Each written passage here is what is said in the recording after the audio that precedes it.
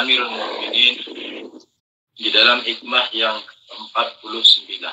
Iqdaru saulatal ja'a wallahi idza syabi'a.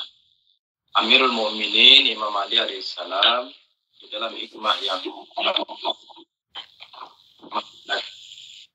takutlah kalian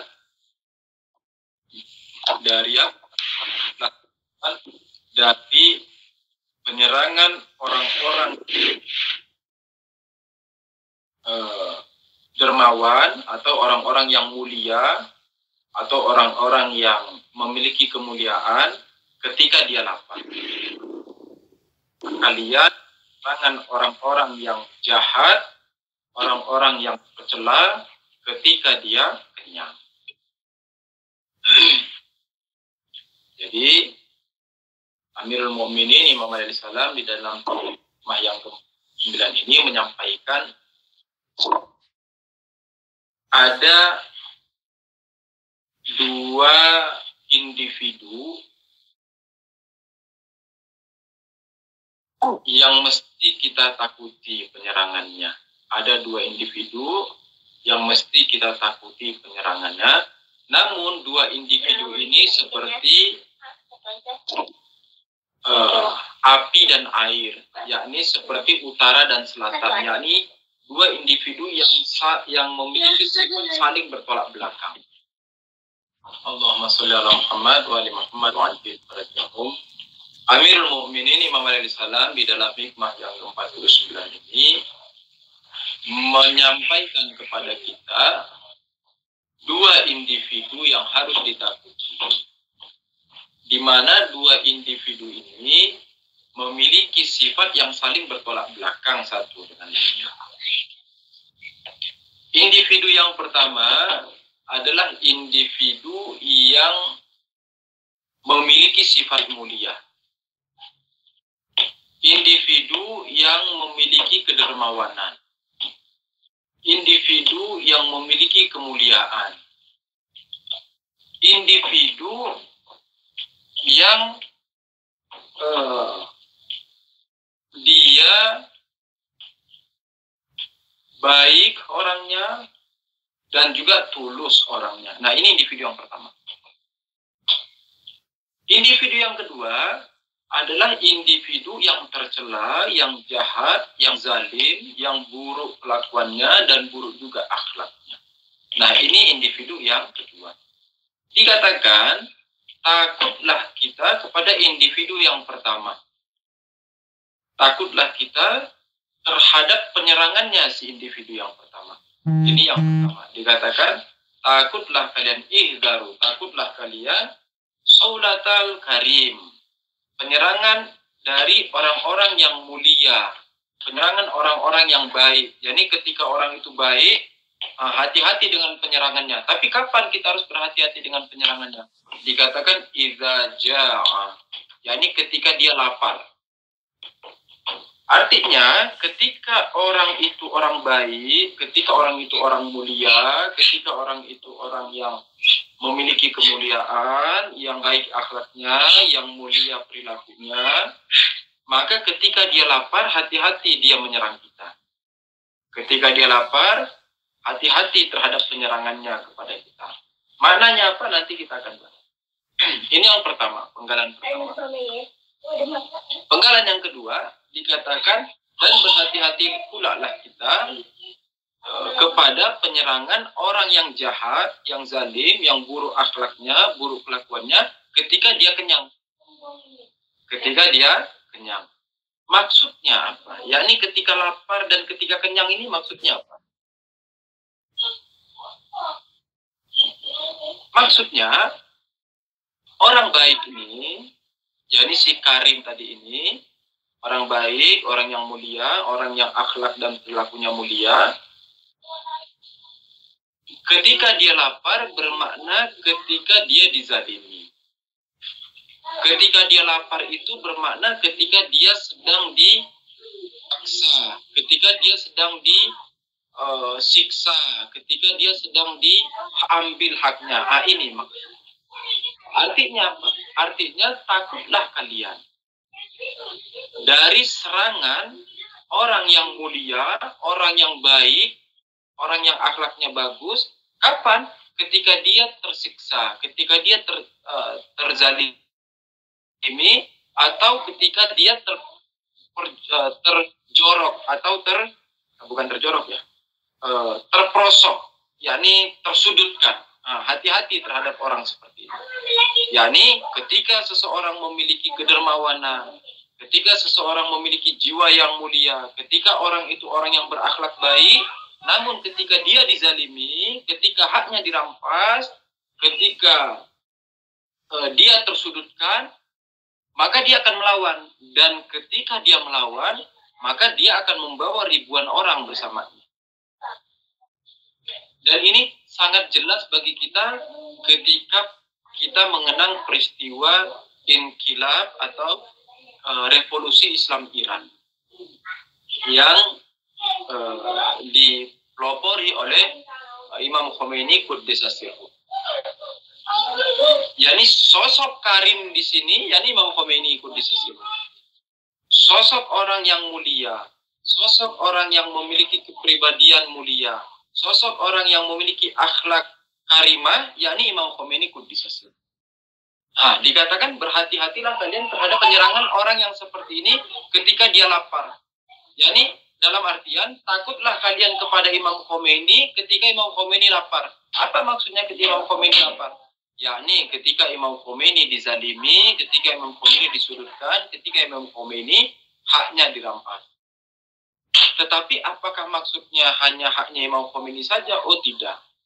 Maksudnya yakni orang yang mulia, orang yang memiliki akhlak karimah, maka dia tidak akan pernah tenang dengan kezaliman.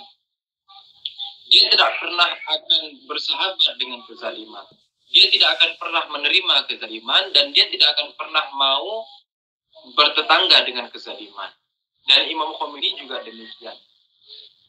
Imam Khomeini juga demikian. Makanya ketika di Iran pada masa itu kezaliman begitu besar, maka Imam Khomeini hadir melakukan perlawanan yang awalnya dilakukan sendiri. Jadi Imam Khomeini melakukan sendirian, naik ke atas mimbar ceramah.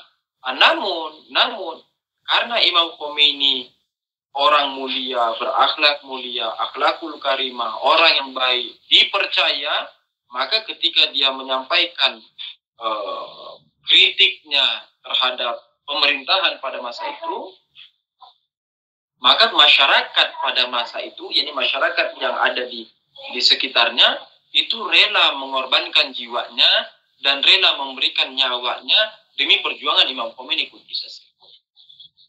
Demi perjuangan Imam Khomeini Quddisas Sirruh. Ini makna yang bisa diambil dari hadis yang pertama, dari penggalan yang pertama, yakni hati-hatilah kalian terhadap orang karim, yakni orang yang baik, orang yang berakhlak karimah, ketika dia lapar. Apa maksudnya ketika dia lapar? Yakni ketika dia terzalimi, ketika haknya dirampas, atau ketika dia melihat kezaliman di depannya, maka dia akan melakukan perlawanan. Dan ketika dia melakukan perlawanan, maka dia akan membawa sejuta umat bersama. Dia akan membawa sejuta umat bersamanya. Ini satu.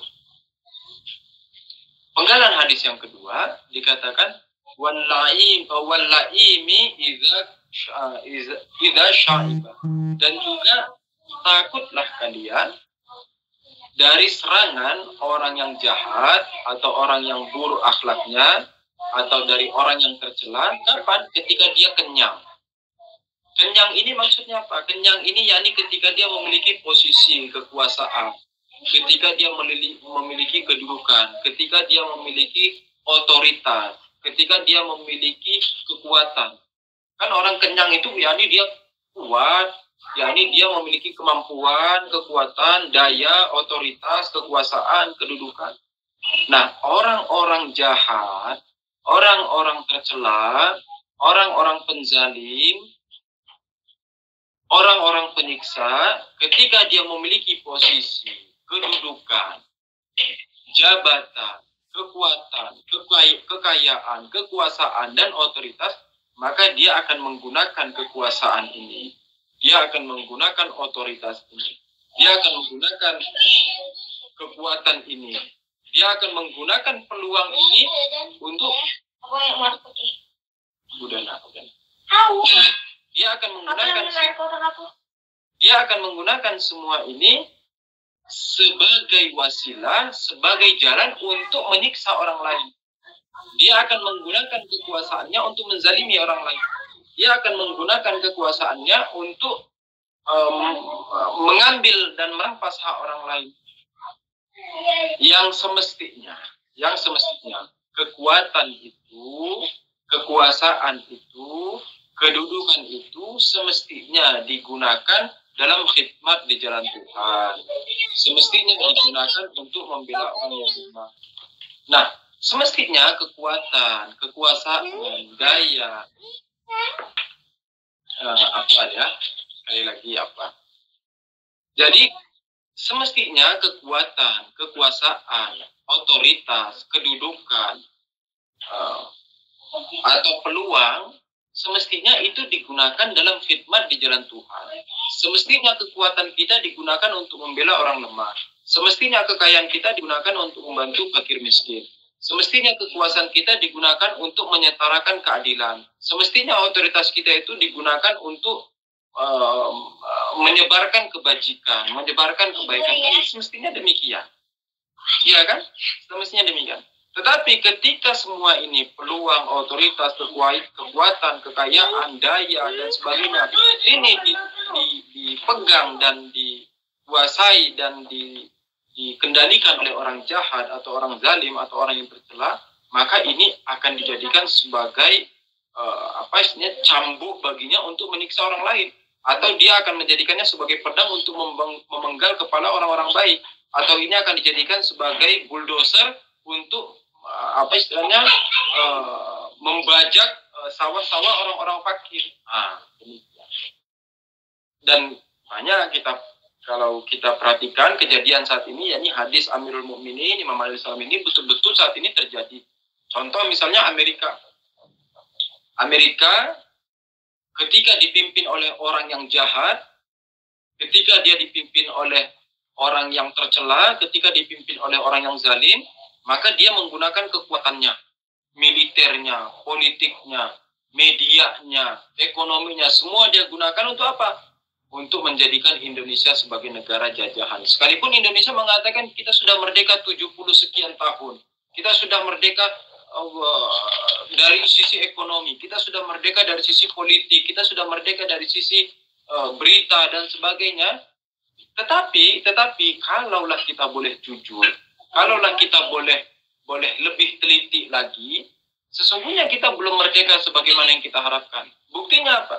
Buktinya toh juga kalau kita mau berbisnis dengan negara lain, terus Amerika bilang jangan, kita bilang ya, terus kita kan tidak bisa. Kita bilang oh ya sam'an wa ta'atan. Atau misalnya media kita ketika mau mengangkat isu tentang ini, Amerika bilang jangan, kita bilang oke, siap. Atau misalnya kita memilih politik ini, terus Amerika bilang ini, kita kan tidak sebagaimana yang kita yel-yelkan bahwa kita telah merdeka. Tidak seperti yang kita yel-yelkan bahwa kita telah merdeka. Atau misalnya Saudi Arabia, negara Arab yang bagi sebagian orang adalah negara khalifah atau negara Islam misalnya, tapi kita melihat dia menyiksa manusia di Yaman. Dia menyiksa manusia di Yaman. Anak kecil, perempuan, semua dibantai. Bukan hanya lelaki, dihabisi. Israel, ketika dipimpin oleh orang yang bengis, yang keji, yang jahat, maka dia menyiksa orang-orang di Palestina, menghantam dengan rudalnya perumahan-perumahan di Libanon dan sebagainya dan tempat-tempat lain. Nah ini, ketika kekuasaan, kekuatan, peluang, otoritas itu dipegang oleh orang yang jahat, maka dia akan menggunakannya untuk menyiksa orang lain. Dia akan menggunakannya untuk menzalimi orang lain. Dia akan menggunakannya untuk merampas hak orang lain. Nah, maka berhati-hati terhadap orang yang seperti ini. Artinya apa? Artinya ketika kita melihat ada orang yang keji seperti ini, jangan dikasih kekuasaan satu. Jangan pernah dikasih kekuasaan satu. Jangan juga dikasih kewenangan dua. Jangan juga dikasih kedudukan tiga. Jangan juga dikasih otoritas 4. Jangan juga dikasih peluang kekayaan 5. Kenapa? Karena kalau dia memiliki itu, dia akan menggunakannya untuk menghabisi orang lain. Dia akan menggunakannya untuk menyiksa orang lain. Dia akan menggunakannya untuk merampas orang lain. Dia akan menggunakan hal-hal tersebut. Dan akibatnya apa? Akibatnya apa? Akibatnya, dan ini betul-betul terjadi. Dan akibatnya apa? Akibatnya yang tadinya. Misalnya contoh ini ya, contoh. Ada ABC, ada Yusuf, ada Pak Ali, terus ada si Alex. Nah, Alex ini anggaplah orang jahat. Ada Yusuf, ada Pak Ali, ada si Alex. Si Alex ini orang jahat. Yusuf ngasih kesempatan. Nah, ini. Yusuf ngasih kesempatan kepada si Alex untuk kaya. Di mana si Alex ini orang jahat, orang zalim. Dan Yusuf tahu kalau dia orang jahat, orang zalim. Dikasih kesempatan kaya. Awalnya nanti apa? Awalnya si Alex akan merampas si hartanya Pak Ali. Gimana caranya? Dengan memonopoli dagang.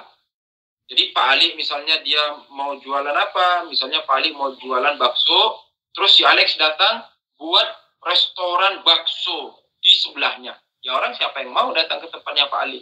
Orang milik ke restoran. Terus dibuat harga murah lagi kan gitu. Udah Pak, akhirnya Pak Alinya bisnisnya hancur. Kenapa? Orang di sebelahnya ada restoran bakso dengan harga lebih murah. Kenapa? Ya karena si Alexnya punya uang banyak. Dia tidak akan merasa rugi dengan membuat hal itu. Hanya untuk menghancurkan si Pak Alinya. Udah, gitu Pak Alinya hancur. Nah, sekarang Yusufnya bakal dihajar juga. Kenapa? Karena si Yusuf itu memberi kewenangan kekayaan kepada si Alex. Nah, si Alex tahu, oh Yusuf itu dia tidak punya uang. Berarti dia butuh sama saya. Dia bilang, Yusuf, kamu mau kerja sama-sama? Iya, oke. Nah, kau harus lakukan ini.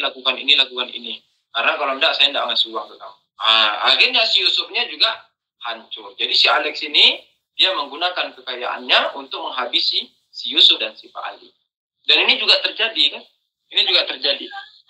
Contohnya misalnya seperti apa? Misalnya satu negara memberikan kesempatan kepada Amerika. Satu negara memberikan kesempatan kepada Amerika untuk mencampuri urusan rumah tangganya. Seperti Afghanistan memberi kesempatan kepada Amerika untuk masuk ke dalam negaranya dan mencampuri urusan rumah tangga negara tersebut. Atau Irak juga dulu demikian. Dan ketika Amerika sudah masuk, hancur. Amerika masuk, hancur, lebur. Yani apa? Yani yang ekonominya dihancurin, yang politiknya dihancurin, yang keamanannya dihancurin, yang semuanya habis, semuanya tidak tersisa. Saling membunuh dan sebagainya. Dan tidak ada yang tersisa. Nah, kenapa? Karena kita memberi peluang kepada orang yang keji untuk memiliki posisi atau kedudukan atau otoritas atau kekayaan atau kekuasaan. Makanya orang-orang seperti ini tidak boleh dikasih posisi. Kalau bisa dia dikerangkeng, kalau bisa dia dikurung atau disekap sehingga dia tidak punya ruang gerak. Kenapa? Karena kapan dia punya ruang gerak akan melibas semuanya. Namun beda sama orang karim. Beda orang karim yang memiliki akhlak mulia, yang memiliki akhlakul karimah itu beda. Jadi ketika dia lapar, dia tidak akan menyerang kita. Enggak. Melainkan apa yang dilakukan? Dia akan membagi rotinya kepada kita. Ketika dia punya satu nasi bungkus, terus di depannya lapar, dia akan membagi setengahnya. Ini setengah untukmu, ini setengah punyaku, kita makan bareng. Ketika dia melihat orang misalnya tidak punya dan dia punya, dia akan dengan sumringah dan dengan senang dia akan membagi miliknya ke orang tersebut. Ketika dia kenyang. Namun ketika dia zalimi, ketika dia dianiaya, ketika dia disiksa, ketika dia disudutkan, maka dia akan membalik balas. Dan balikan balasnya orang-orang yang seperti ini, yakni orang-orang mulia ini, itu akan menghancurkan bahkan kerajaan yang besar sekalipun, seperti kerajaan Reza Pahlavi di zamannya. Bahkan bisa mengalahkan hegemoni Amerika pada masa itu. Jadi pada masa itu Iran itu anak tersayangnya Amerika untuk di Asia ini. Jadi kalau Amerika mau punya urusan apa-apa, anak tercintanya ya Iran ini sudah. Dan Iran itu pada masa itu, Iran ini salah satu negara dari 5 negara. Salah satu dari 5 negara yang memiliki kekuatan tempur udara terbaik di dunia. Iran salah satunya. Dan semuanya itu subsidi di Amerika. Semuanya subsidi dari Amerika. Semuanya subsidi. Namun ketika Imam Khomeini ikut bisa sirup naik, lalu membalik balas si Reza Pahlavi dan membuang dia keluar, Iran satu lawan semua. Iran satu lawan semua. Ya ini tidak ada teman. Kenapa? Karena semua negara yang lain itu tunduk sama Amerika. Amerika bilang ini samaan wa ta'atan. Iran bilang enggak. Satu lawan semua. Padahal sebenarnya Iran itu perangnya sama Amerika doang. Tapi karena Amerika itu adalah perwakilan dari seluruh negara, maka artinya Iran lawan semua negara pada akhirnya sudah yang diembargo lah, yang inilah, yang itu. Tapi akhirnya apa? Hasilnya apa? Keluarannya apa? Keluarannya hasilnya kita melihat pada hari ini Iran merupakan salah satu negara yang paling maju di dunia.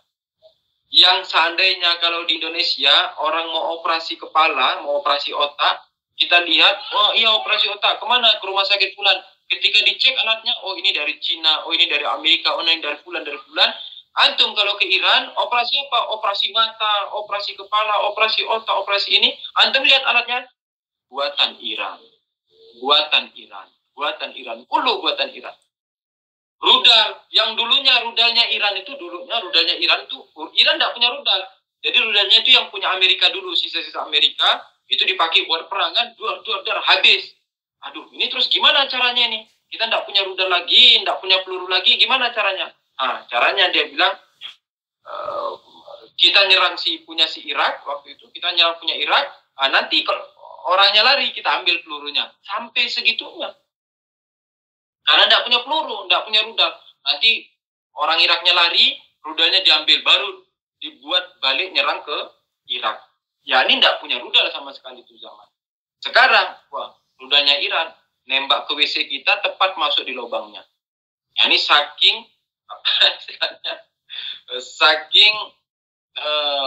apa sih istilahnya itu, presisi, ya ini saking tepatnya. Saking tepatnya tembakannya itu, kalau nembak WC tepat masuk di lubangnya. Kan lubang WC itu kecil, bakal masuk di lubangnya itu. Saking tepatnya istilahnya, apa kita bilang hiperbolis. Kan enggak apa-apa kan hiperbolis. Nah itu, jadi hati-hati terhadap dua hal ini. Hati-hati terhadap dua hal ini. Dan satu hal, bahwa di dalam Islam ada dua pembagian hukum. Di dalam Islam ada dua pembagian. Ada yang namanya hukum taklifi dan ada yang namanya hukum wadai. Hukum taklifi itu apa? Hukum taklifi itu adalah hukum-hukum yang dia bernilai wajib, haram, terus makruh, mustahab, dan mubah. Ini disebut hukum taklif. Ini bagian yang pertama. Bagian yang kedua apa? Bagian yang kedua hukum-hukum wadai. Apa itu hukum wadai? Hukum wadai itu hukum-hukum yang dia sahih, tidak sahih. Seperti misalnya ini sholat saya benar atau tidak benar? Itu disebut hukum wadai. Bukan kewajiban sholatnya, bukan. Tapi cara sholatnya benar atau tidak benar? Itu hukum wadai. Atau misalnya, ini kalau saya belanja ijab kabulnya begini, atau nikah, saya nikah ijab kabulnya gini, itu benar atau salah? Itu istilahnya hukum wadai. Nah, dari hukum-hukum ini, dari hukum-hukum Islam ini, yang taklifi ini disebut dengan bab muamalah, bab ibadah. Jadi ada bab ibadah, ada bab muamalah. Ada bab ibadah, ada bab muamalah. Bab ibadah ini yakni berhubungan dengan wajib, haram, mustahab, makruh, dan mubah. Ini bab ibadah. Salah satu dari bab ibadah itu ada 10. Bab ibadah ada 10. Ada toharoh, yakni bersuci, sholat, puasa, itikaf, humus, zakat, haji, umrah, Amar ma'ruf nahi mungkar. Amar ma'ruf nahi mungkar. Salah satu, yani dari 10 ini salah satunya amar ma'ruf nahi mungkar. Dan ibadah terbesar yakni amar ma'ruf nahi mungkar. Ibadah terbesar adalah amar ma'ruf nahi mungkar. Di mana misdak atau wujud luaran dari amar ma'ruf nahi mungkar pada saat ini. Jadi yang pertama, ibadah terbesar adalah amar ma'ruf nahi mungkar, dan wujud hakiki, wujud terbesar amar ma'ruf nahi mungkar pada saat ini, ini bagaimana sikap kita terhadap Iran. Bagaimana sikap kita terhadap Iran. Yakni kalau seandainya kita termasuk orang yang mendukung Iran, termasuk orang yang menyebarkan nama baik Iran, termasuk orang yang menutup pintu bagi orang-orang yang mau menghina Iran, yang mau menjelekkan Iran, maka kita sedang beramar ma'ruf. Dan kita juga sedang bernahi mungkar. Namun kalau kita termasuk orang yang menjelekkan Iran, kita termasuk orang yang memburukkan Iran, menjatuhkan Iran, merusak Iran, baik dari segala sisinya, dari ekonomi, politik, media, dan sebagainya, maka kita termasuk orang yang keji. Dan kita termasuk orang yang tercela. Kenapa demikian? Kenapa Iran, misdaknya harus Iran? Kenapa harus Iran? Kamu ini Iran sentris.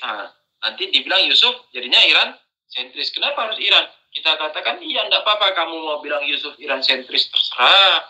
Kamu mau bilang Yusuf Medan sentris, terserah. Kamu mau bilang Yusuf Sunda sentris, terserah. Kamu mau bilang Yusuf itu Jogja sentris, terserah. Terserah apa saja mau kamu sebutkan. Tapi bagi saya, bagi kita, dan bagi kami, bahwa Iran ini adalah manifestasi dari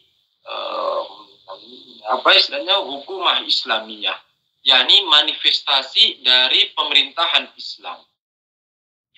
Iran saat ini adalah manifestasi dari pemerintahan hakiki Muhammadi. Iran saat ini adalah tajalli dari hukumah Alawiyin. Iran saat ini adalah bentukan dari proses para aimah ma'sumin yang selama kurang lebih 250 tahun sehingga menjadikan negara Iran saat ini. Iran saat ini. Lalu sudahlah Iran membuang sekitar 17.000 syuhadanya, yakni mengorbankan 17.000 syuhadanya, lalu kita masih mau menghancurkan Iran lagi. Itu kan istilahnya keterlaluan banget. Sudahlah kita tidak ikut syahid, sudahlah kita tidak ikut ngorbanin, sudahlah kita tidak nyumbang. Jangankan mau syahid, nyumbang saja mungkin kita tidak. Terus mau jelek-jelekin Iran. Kita katakan Iran saat ini adalah bentukan tajalli dari hukumah Islamiyah Muhammadi, hukumah Islamiyah Fatimiyah, hukumah Islamiyah Alawiyah. Yani Iran saat ini adalah bentukan dari proses perjalanan para imam ma'sumin selama 250 tahun hingga akhirnya saat ini membentuk suatu negara Islam Iran. Makanya harus dijaga. Karena kalau Iran hancur, kita tidak punya lagi nanti bentukan negara Islam yang Muhammadi itu. Islam Iran yang Muhammadi. Nanti apa? Nanti orang akan melihat negara Islam itu seperti apa? Seperti Daesh, seperti ISIS. Seperti An-Nusrah misalnya, seperti kelompok-kelompok mujahidin yang ekstrim. Nanti orang mengira bahwa pemerintahan Islam seperti itu. Yang akhirnya apa? Yang akhirnya mencoreng nama Islam itu sendiri. Anak kecil dibunuh, wanita diperkosa. Ajaran Islam yang mana demikian? Tidak ada ajaran Islam. Oke. Saya kira cukup demikian kita minggu ini. Insya Allah kita lanjut minggu depan. Ini hari Jumat. Ini hari Jumat. Kita kirimkan sholawat untuk dan doa untuk seluruh keluarga kita, abang kita, adik kita, paman kita, bibi kita, ayah, ibu, kakek, nenek kita, dan semua sanak famili kita semua.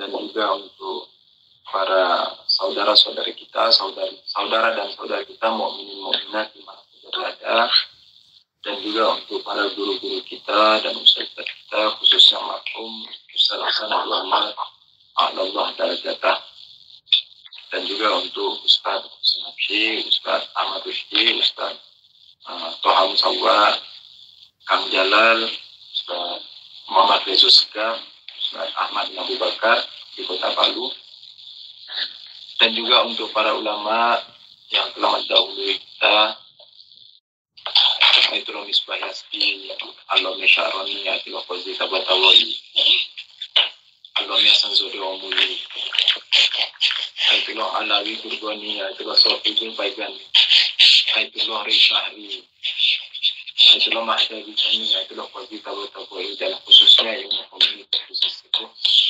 Semoga Allah mengangkat mereka semua dan memberikan wajah mereka semua, serta menerangi kubur mereka di surga. Dan juga untuk ulama-ulama dan muraji yang masih hidup,